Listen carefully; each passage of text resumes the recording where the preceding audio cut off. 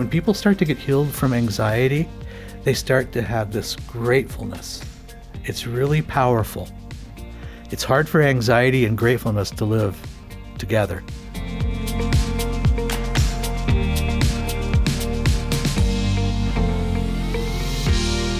Dr. Gregory Jantz, good to have you back. Oh, it is always good to be with you. And you do brighten a room. I so appreciate your effervescence.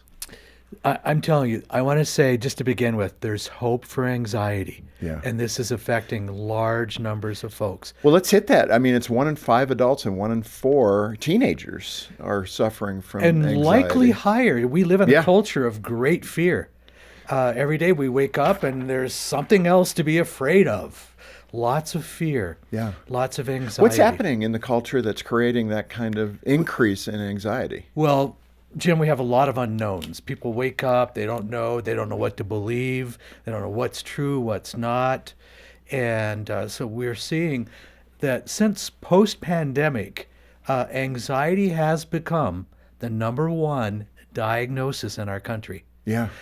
So let's just say that again. It's the number one diagnosis. For mental health issues. Well, you go to your physician, you go to your doctor, and they ask you questions that they're required to ask now. A lot of those are related to depression and anxiety because it is such a problem. Wow, that's amazing, but it's true. Let's, for those that may not experience it, let's describe it so people can get a handle on it. What does anxiety look like, and how is it different from depression? Sure. Well, or worry. Or worry. Worry, think of worry as it's our thoughts. It's the cognitions. Worry is a mental process. I may have worried this morning, did I wear the right clothes? Did I say the right thing? We worry, and it's something we do to ourselves. Right. Okay. But anxiety takes on a life of its own. Anxiety has a physical side to it. You feel it in your gut usually, and then it's like, where do you feel all that fear? And it's my whole body eventually. So we know that fear gets a stronghold in our life. So anxiety always has a physical component. Could be a headache, could be sleep disturbances. Anxiety could be you feel it in your gut, your appetite seems off. You wake up during the night and you're feel like you're wide awake, but you've just woken up. It feels like a panic attack. That's anxiety. Okay. You wake up in the morning and there's something kind of free floating that seems to follow you around and you can't seem to shake it off. That's anxiety. Now, you and your wife, LaFawn. LaFawn's here in the studio today. Yes. Hey, LaFawn, good to see you. She's out in the gallery. You did experience some turbulence in your life with a cancer diagnosis, and it really gave you some insight into that anxiety issue. What happened? And I'll just add, all of us will have some anxiety at some time and maybe multiple times in our life. If you've been given a medical diagnosis, that can create some anxiety. You have a loved one, in my case, LaFawn, a cancer diagnosis. And so the first thing that happens is all the unknowns. What's going to happen? And we go to an immediate fear response. So in our situation, my anxiety was very real. I didn't know, where is this going to go? We have 2 young boys. Ultimately, mom doesn't look so good. She's going through treatments, and you have your kids asking you, is mom okay? Is mom going to live? And so those kinds of things add to the anxiety. And you both walked through that together, and but it was sleepless nights and other things that you describe in the book. I mean, absolutely. It's like a shockwave to the norm. I want you to know I've walked through anxiety. And of course, we run a facility where we're working with people that come with anxiety. I see the reality of it. I know how paralyzing it can be. And I know that people can try to go, I've tried so many different things, and I still have this anxiety. Has God forgotten me? So those are very real questions. And people are going to wonder, how's LaFawn? So tie a bow on that story. We don't want to end how's LaFawn? Well, she's here today. She's with us today, and she's well. And she's an example of what it's like for all of us as a family to walk through unknowns, to walk through anxiety, to have those sleepless nights, to have all those questions that come up. What's going to happen to my loved one? So, You say in the Anxiety Reset, your book, that some anxiety can be good. sure. Now, people with anxiety are going, are you crazy? What do you mean by good anxiety? Well, there can be a motivating anxiety. I need to take care of something. Anxiety could be a signal that, I need to address some things in my life. I'm not sleeping well. My appetite's off.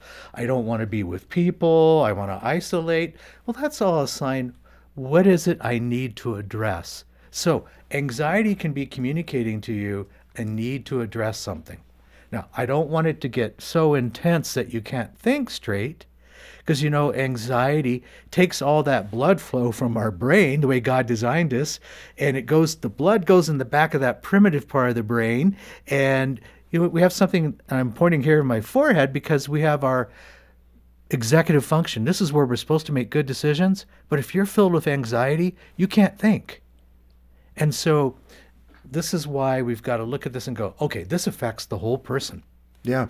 There's, and maybe again, clinically you can help me, but there seems to be degrees of anxiety. Yes. Some people can be so riddled with anxiety that they're actually frozen. They can't make decisions like you just said. Right. They can't take that initial step.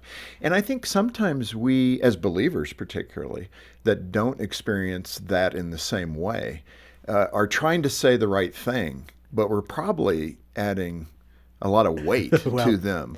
So just describe that awareness that we need to have to say, come on, you can do it. It's just this. And what that sounds like to somebody with deep anxiety. And somebody with deep anxiety, I believe they would have done whatever they need, because nobody wants to live anxiety. So the word grace comes to mind, and we want to believe in that person that has anxiety. Okay, look at this from the whole person. There's going to be solutions. There are missing pieces to the puzzle. We're going to pray for great wisdom, but there are missing pieces to the puzzle. So they need us to come alongside them versus judge them real heavily. Right. It's hard to live with somebody with anxiety or even depression. It's hard to know what to say, because you really do love them. You really do want to help. And if you have a teenager that's got anxiety, and you're seeing this in your kids, that can be very challenging. Sure. Greg, let me insert this because we have many listeners and they have different theologies. Sure. We all believe in Jesus, but then we have a lot of tributary rivers from that point. But for the people that may struggle with the idea that some medicine can help somebody with anxiety, well, if the Lord is really in you and you love him and he loves you, I don't see why you would need medication. I'm not proposing that. I'm just saying some people may have that attitude. Just set the record straight about how physiology, pharmaceutical, and the Lord all can work together to help somebody. And it all needs to work together. Yeah. And that's why we're not going to look for the magic pill. We're going to look at the whole person. Do I need something to help me carry me over that bridge for a short period of time? Do I need that? And is that coming in the form of a medication? Sometimes I need to change my diet. When you're anxious, you love a lot of sweet food. When you're anxious, you may be doing the 10 cups of coffee a day, and that may not be helpful. Is this under the lifestyle rubric that you talk about? Is lifestyle part of that? Too much coffee, too much? What are the lifestyle contributors to anxiety? Well, if you're living a life that's been chronic stress, okay, you've had a lot of worry, there's been a lot of stress, you will develop at some point some anxiety, because your body's going to cry out. Your body's going to say, I've had enough. What are those signs, though? Because again, for the layperson who hasn't earned their PhD, what does that look like? So I can be self-aware. Maybe I'm thinking I might have anxiety, but I don't know. And that makes me anxious. That makes me anxious. But what are those things we should be looking for? And we do want to be, I'm so glad you mentioned that, because we want to be careful. We're not just putting a label on us. I have anxiety disorder, that's why I'm this way. No, I don't want you to do that. You may be struggling with anxiety. Let's come up with a plan that's going to help you with that and get you through that. Okay, some of the signs that I may be really struggling. Well, you're going to probably eventually see it in your sleep. Sleep's not going to feel restful. I thought that was age. Wait. Okay, tick that box. Well, Okay. as you get older, you may take or sleep a little bit less. It seems like that's my pattern, but So- I don't know about you guys. But we're talking about a disruptive sleep. Okay. We're talking about a sleep that doesn't feel restful when you wake up, and you wake up with that sense of burden. Something's in your gut. You feel something. It's hard to label what it is. People with anxiety may have headaches. They may have aches and pains. They have a hard time focusing. Things that were easy for you before, now with anxiety, it's like, I can't even concentrate. You go, I'm trying to read the Bible, but I'm reading that same verse or chapter over and over, and I can't even remember what I just read. So that's anxiety.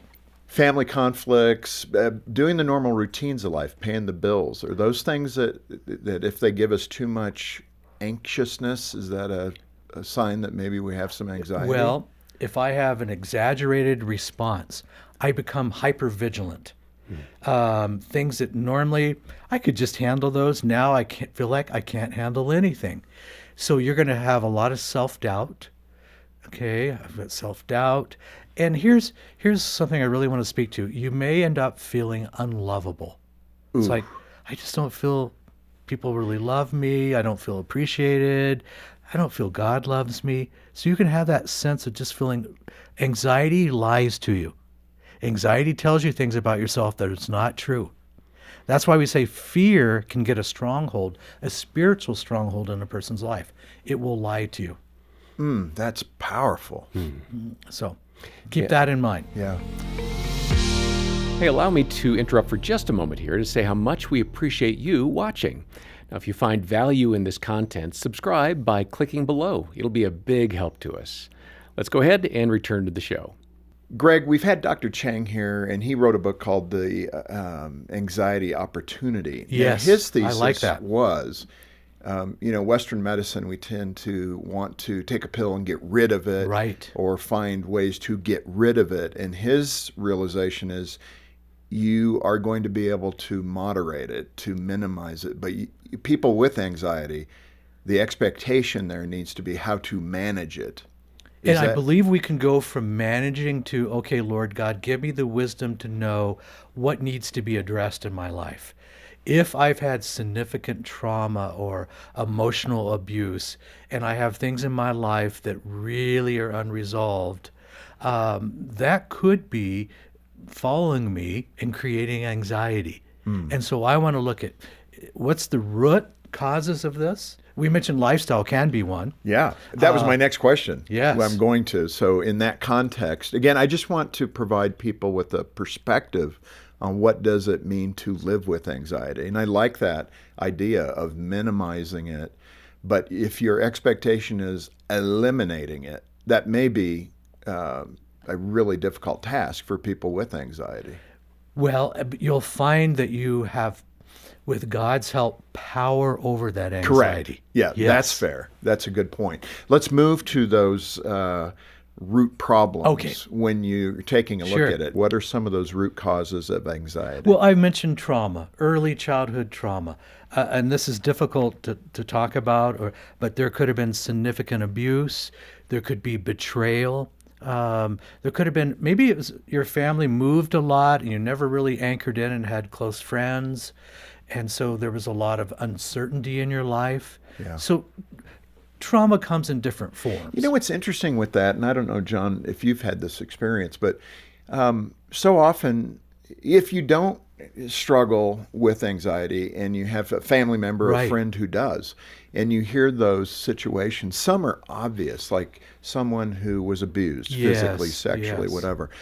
Your heart goes out and you're instantly connected to that, and there's got to be a lot of healing for Right. that person. But somebody that moved around a lot, you start going, well, okay, that seems pretty light.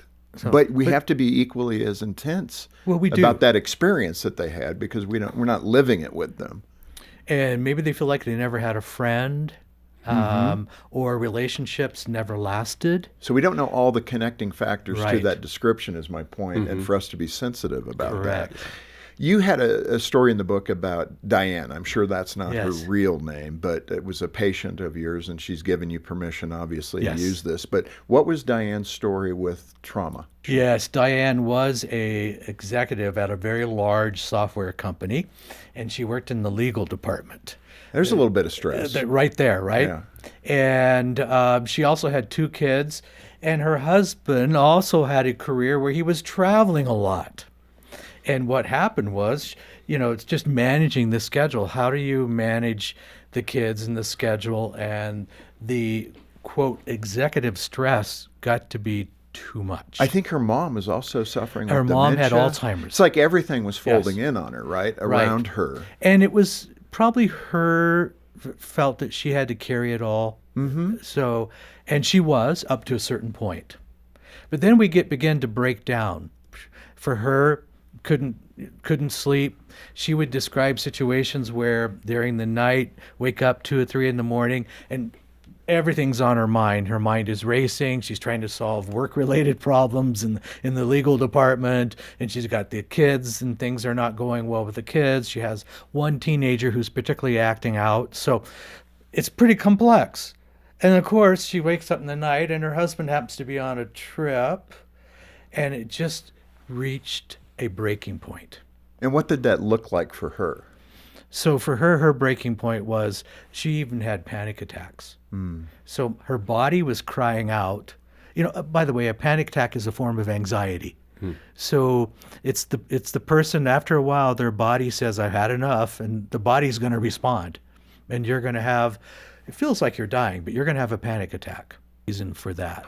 So her body, there was the physical responses to this. So you know what she wanted to do? She wanted to isolate, run away, and never come back. Sounds That's rational. what anxiety does. Yeah. But in the end, what was her... In the end, she sought help. But we had to begin to create a more realistic schedule. She had to learn what self-care really looked like. How do I really take care of myself? And she had to get family support. She had to get others involved in her life. And, ultimately it did involve the husband, some marital counseling, coming up a different plan to manage our lives. Yeah.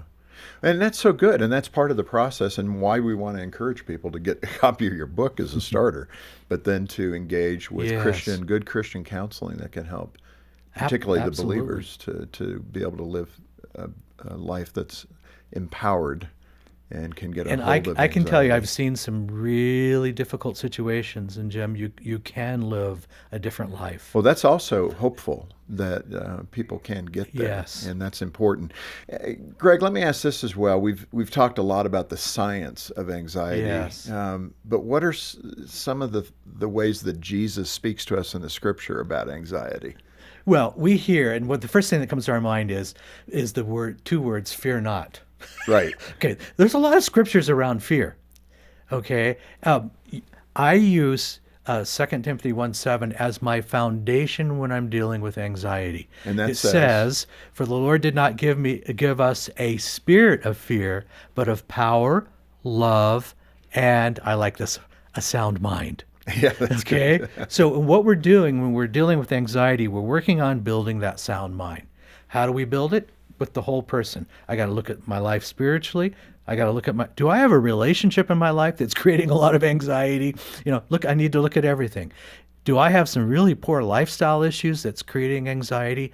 Do I have a secret addiction? Am I so anxious that I'm drinking alcohol every night in order to deal with anxiety? Then I'm creating more anxiety. So this requires a whole person assessment. That's good. Let me ask you this. Anxiety will affect nearly, every part, as you're saying, of a person's life. Yes. What are some of those common areas where anxiety diminishes our well-being? I mean, you've mentioned that like with alcohol, but again, it's kind of an assessment. Sure. Well, you'll want to escape from people, so you'll also probably want to do escapism behaviors. You get home at night and you go, I deserve that ice cream.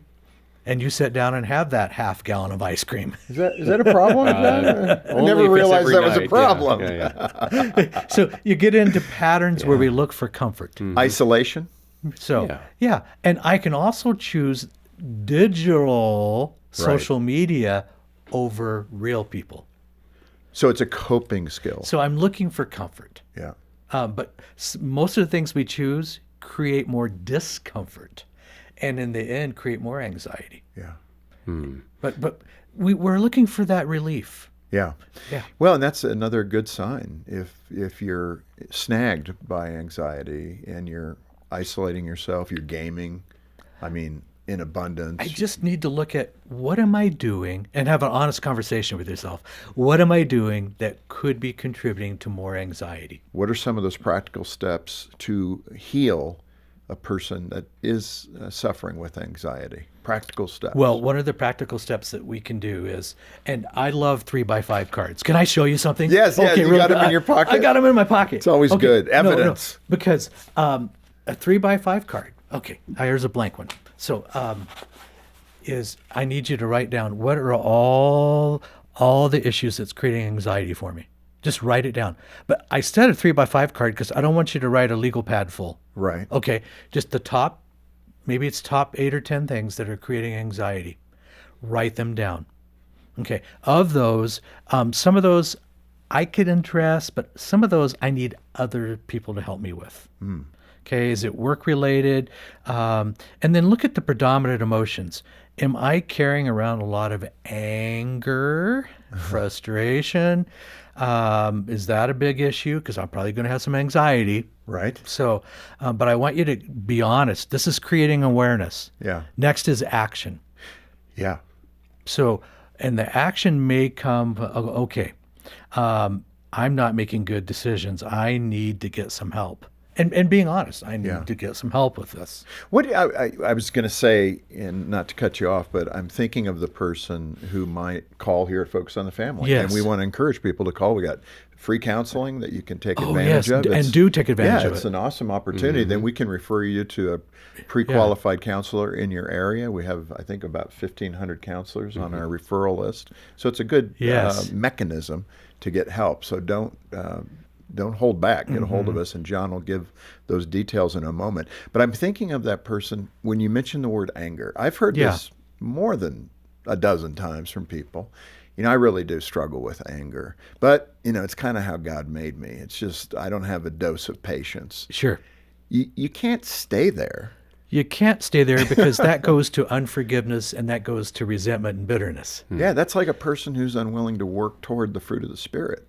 That's how God made me. I don't really have a lot of patience. Right. It's not a restaurant menu. These are things that you need to be growing in here's as a what we believer. know. That anger, maybe another word for anger could be hurt.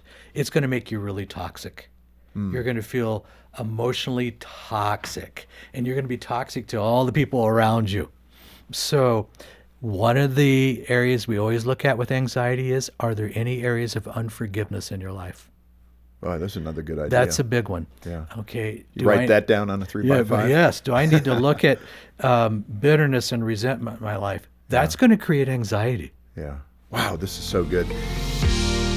Allow me to interrupt for a moment to say how much I appreciate you watching. If you find value in this content, please subscribe by clicking below. It'll be a big help.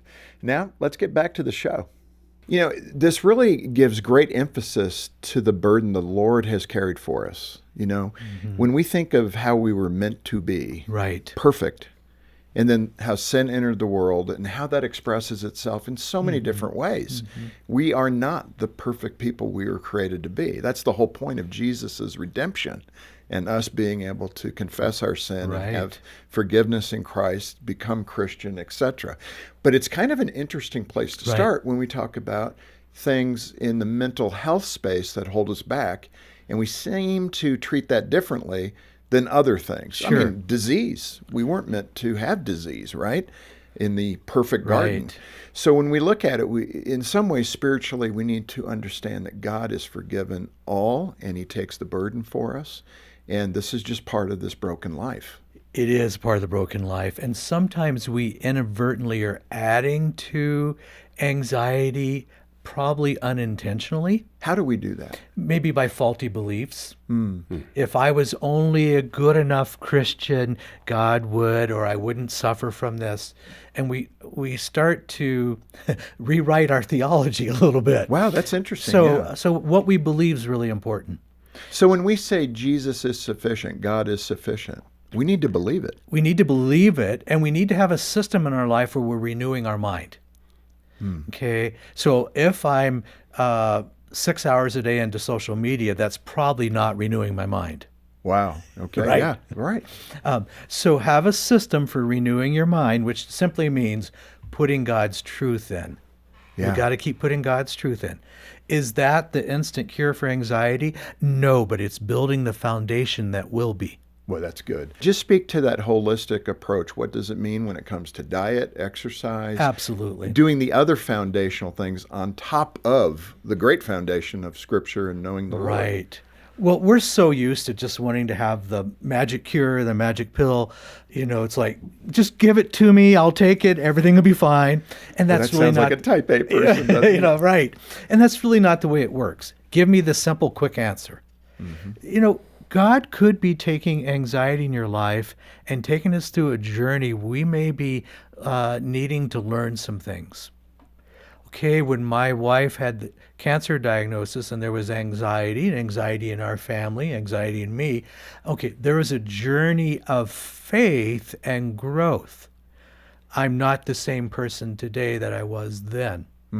Okay, and things that used to cause maybe some anxiety are pretty mild now, right? Yeah, right. In So, comparison. in comparison. Yeah. It puts things in perspective. So, as you look at anxiety in your life, look at every area of your life. Do I have a relationship? Are my relationships, do I have some toxic relationships that really are creating a lot of anxiety? Do I have maybe a poor lifestyle of poor nutrition? And I have worked with people who have had exceedingly poor nutrition. And we start to change a few things. And as we change a few things, they start to feel better. As you start to feel better, you start to receive information better. So remember, anxiety takes my ability to concentrate, and I can't concentrate, I can't focus. So I could be having a counseling session with you and working with you, but if you're so anxious, you can't even remember a thing I'm saying. That's not going to help much.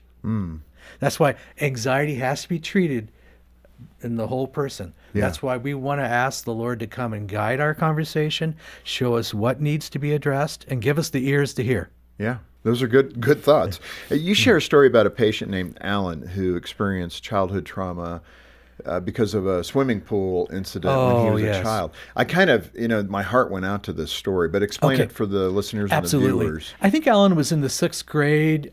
He was kind of afraid of water. They went on, it was a school event actually.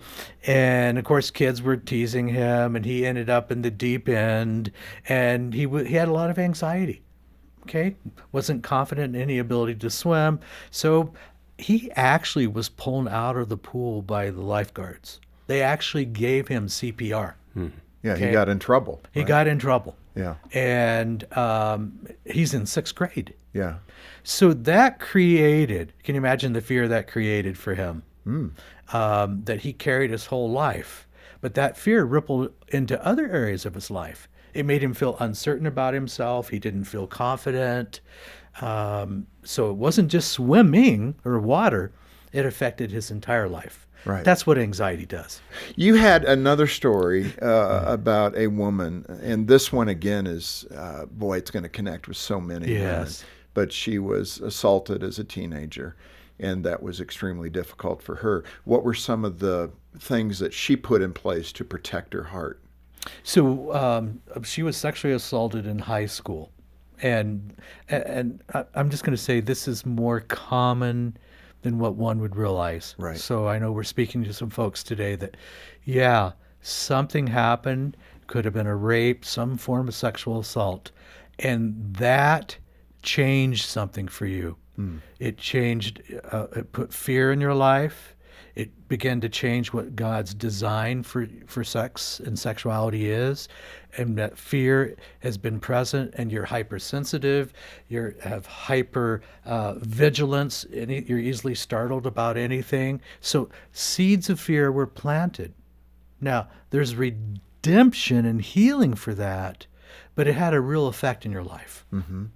You know, when someone hears that, there's redemption, it may feel far away. It may feel like far you're away. looking down a tunnel and that seed of redemption is thousands of feet from you. And it would be hard to imagine I can make that journey. Yes. How does a person, I mean, there's no simple answer to this, I get it. But what is the hope of that journey that you can actually get to the end of the tunnel? And there is, and I'm going to say, there's hope for all anxiety and fear journeys. Yeah. Okay, remember the Lord said he didn't give us a spirit of fear, so we don't have to carry the fear. Okay, there'll be some normal anxieties. There's things that happen in life. We've been talking about a diagnosis. You get a diagnosis, the initial response is fear and anxiety. You just can't stay parked there. Mm-hmm. We cannot dwell in anxiety. Don't be crippled by because it will take us where we don't want to go. The redemption, another word for redemption could be healing. So my body has been accustomed to dealing with in a certain way. And so your body has to be retrained. Maybe that sounds funny, but you have an immediate nervous system response to something. Well, our body can be retrained. Maybe you've learned to always, your what if is, you always go right to the worst possible thing every time. And maybe you're misjudging people. Maybe you look over there and you see that person and they go that, and you make judgments. So there needs to be a, if you will, a cleansing of maybe critical judgments. There needs to be a whole new place, and you need to see yourself as God sees you. That's good. Greg, forgiveness is such a big part of this kind of a healing journey. I imagine it's very difficult if the person that did something to you, let's go back to the woman that was assaulted in high school, she may not have any clue where those people are or where that individual is. How can she seek forgiveness for someone she can't see or talk to? How can that happen? And I have to tell you, this is an incredibly important piece to the healing. So, and we need to go, forgiveness doesn't mean I need to see them or talk to them, but forgiveness is a decision I'm making because I no longer want to be poisoned by what happened to me. And my poison is resentment. My poison is it's still affecting my relationships today. I want freedom from that. And so sometimes it's forgiving. Some people don't even know who or where the person was or is. Sometimes it's forgiving the event. It's forgiving what happened because I no longer am going to carry that into my present relationships. That's a powerful decision. And one of the things that begins to happen, you know if you've crossed that threshold, if you start to have gratitude in your life. There's a newfound gratitude. When people start to get healed from anxiety, they start to have this gratefulness. It's really powerful. It's hard for anxiety and gratefulness to live together. Wow, that's a statement. So I can be great, in an odd way, I can be grateful for some of the painful journeys that I've come on because I'm a different person now, and I'm probably going to be influential to help others, which is powerful. So, but I see this in the lives of folks that come to us for help. There's a threshold they cross, and they start to have gratitude for people in their life, and they start to want to be of service to others. This is Focus on the Family with Jim Daly, and our goal for you is for you to be able to thrive in Christ. And whatever we're touching on here, if you want to go deeper, get a copy of the book from Dr. Gregory Jantz, The Anxiety Reset, or call and speak with one of our caring Christian counselors. We'll set up a time for them to give you a call back and have a free over-the-phone consultation. You explain in the book that anxiety is kind of like being in a concrete barred cell, and that you need to create the jailbreak. So describe what the jailbreak. And people that have anxiety know exactly what you're talking about out of the book, that it feels like you're locked in. You're locked in, and that's that spirit of fear that holds you back. When we talk about anxiety, there's a spiritual side, and then there's the relationship side, there's the whole person side. So we want to look at it. So the breakout is also a decision. I'm not going to live this way anymore. I'm committed to working through whatever I have to have healing. I'm not going to be bound by this. And there's a decision we make. And maybe at first it's because you're so locked into living with anxiety, it's almost normal. It's not a healthy normal, but you're used to it. Yeah. And if you say to a person, no, you don't have to live that way, they're going to go, what? No, I don't get that. So we need to teach a new way to live. Right. And I know that it can be done. It can sound like, I want to make sure that you're differentiating for the listener who might be struggling with anxiety, that you can simply will yourself out of it. And people with anxiety, sometimes that's a no. Right. No, and remember, hope comes when there's a plan. So we're putting together a plan for that jailbreak. Okay. It's a plan. Okay? What does it look like, the plan? So, and that's where I'm going to, is there that early childhood trauma? Is there chemical issues? Do I have a secret hidden addiction?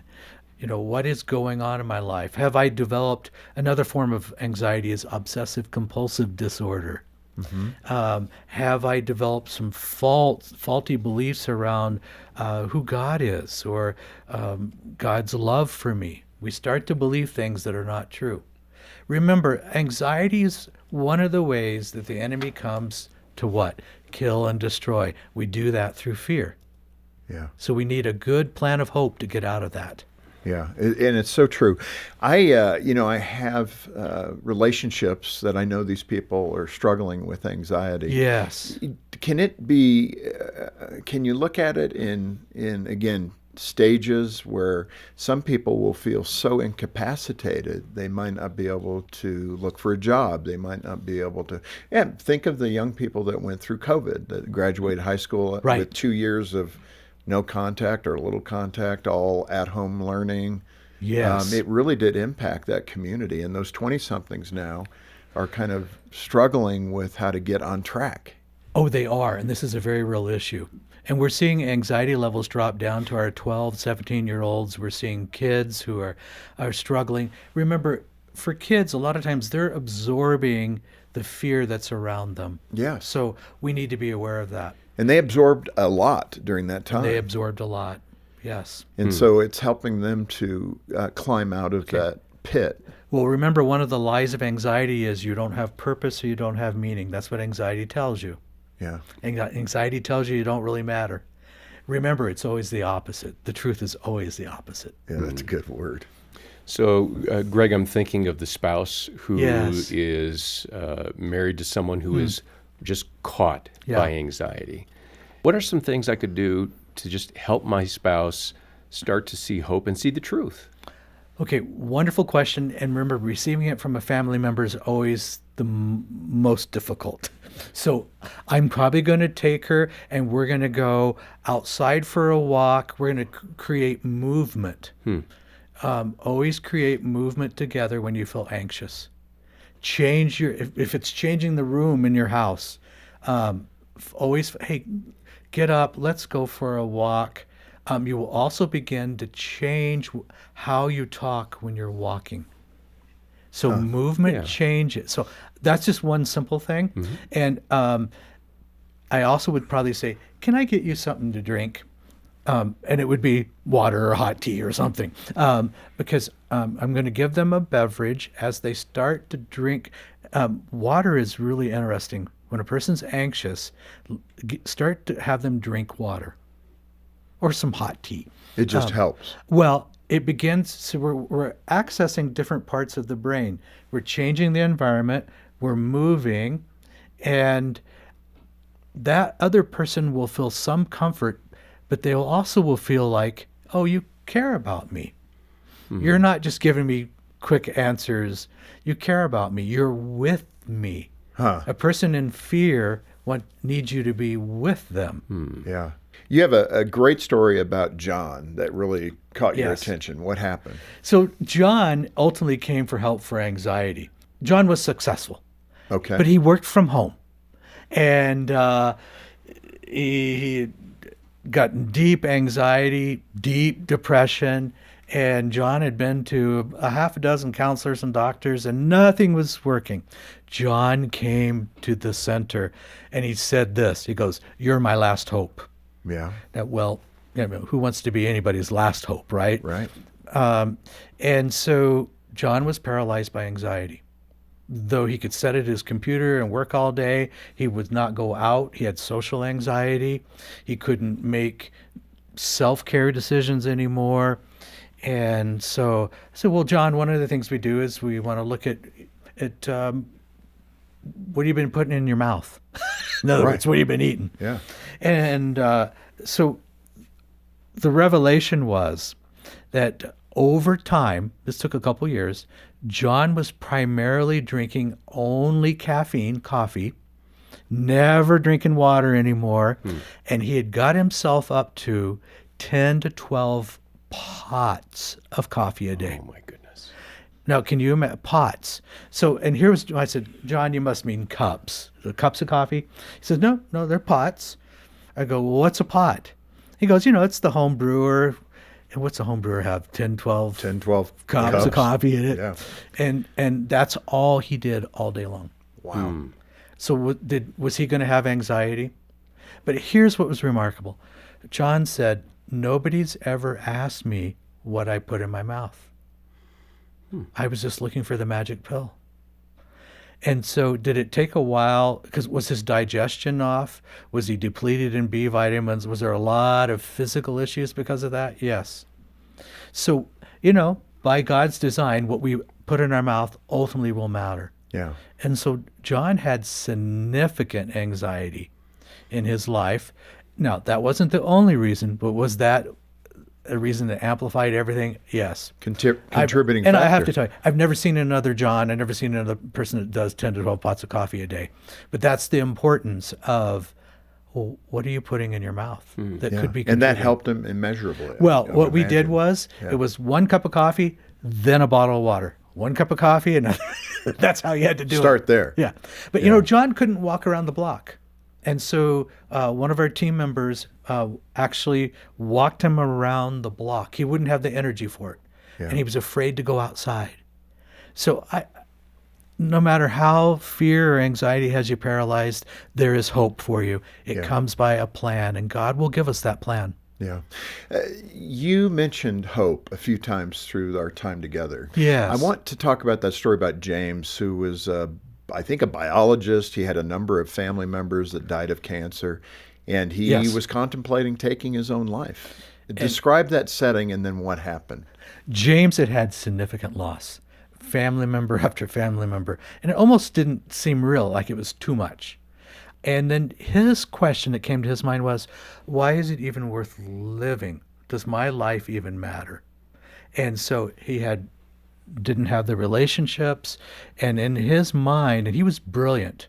He had a brilliant mind, but he still came to the place of despair. And the place of despair said, my life is probably not worth living. I'll just, join the others. That was where his thinking went. And so fear, anxiety can cause you to do two things: desperation and despair. Yeah. And in that context, I think he went to an area of the beach where he knew there was a strong current. He was going to swim out and just end. But it was as if the Lord sent a dog, right? Describe that. I mean, this is that idea of hope you had mentioned. Yes. And what did this animal do that persuaded him that somebody cared? So, it's how does God do this? So a dog runs on the beach and disrupts his plan and gets him thinking about other things. Right. The dog's running between him and the beach and not letting him go in the water. And so, God is at work in a great way. Yeah. But see, it distracts, and that's when we get into anxiety. We need a truth distraction. So the Lord used that dog to distract him. And it gave him the thought that somebody cares. And it gave him somebody hope. might care. Yeah. Yeah. So, and by the way, we're known at times to use pets in our treatment of anxiety. Sure. So this is part of God's design. Yeah. I just think it's a beautiful story of hope. Yeah. And God will use all kinds of things to bring us that hope. That's what I like about that. And let's end here. Faith in Christ is integral to healing from anxiety. Obviously, we've talked about this the last couple of days, the spiritual application to it, the foundation that you have to build everything upon, take care of your spirit, then your body, and then begin to take notes on other things that are going on in your life. I think you've been very explicit. People need to get the book. We've scratched the surface, and we'll tell you how to get the book in a minute. But what I want to end with is what Jesus meant when he said, ask, seek, and knock, because you have a very specific application to those. Yes, and we want to keep knocking. There's times we feel like God's not hearing me, God doesn't care, others don't understand, and it can get very dark. And my encouragement to you is this is not the time, not the season to stop knocking, because there will be an answer. There'll probably be multiple answers. And God may bring somebody into your life. And I'm a big proponent of getting the right kind of help, and maybe it's focused counselors, but stepping out and today doing something different. Yeah, do something different. Don't be the same person tomorrow as you are today. And that's true for all of us. Well, and you have more courage than what you realize. Yeah. Remember, anxiety is lying to you and you don't feel courageous, but you're going to take a step today. And the more steps you take, you will feel encouraged ultimately. There you go. The regret comes when I don't do anything. Yeah. Greg, it's been so good to have you with us. Thank you so much for the Yes. hours you poured into doing the book, The Anxiety Reset, the time you spent with us the last couple of days. Thanks for reaching out and helping so many with this issue of anxiety. Appreciate it. Oh, and from the depths of my heart, I know there's hope. Yeah. And let me turn to you, the viewer, the listener. Man, this is a subject that, as we talked about, is impacting so many people. 1 out of 5 adults, 1 out of 4 children. And as Dr. Jantz mentioned, that number's probably higher today compared to when that research was done. Get a hold of us if you are experiencing this, or a loved one, a family member is experiencing it. Let us help you. Certainly take advantage of a free counseling hour, usually is what they'll spend with you. And then there's other human resources, someone in your area that is probably on our referral list that you can continue to dialogue with, a caring Christian counselor. Plus, you can get a copy of Greg's book from us. And if you make a gift of any amount, we'll send it to you as our way of saying thank you for being part of the ministry. If you do that monthly, it really helps us. I often will say, if you can't afford it, this is about healing and helping. So just get a hold of us. We'll trust others will cover the cost of that as part of the ministry. So bottom line, if you need help, get a hold of us. And help is a phone call away. 800-232-6459. 800, the letter A, and the word family. Or click the links in the program description below. On behalf of the entire team, thanks for joining us today for Focus on the Family with Jim Daly. I'm John Fuller, inviting you back next time as we once again help you and your family thrive in Christ.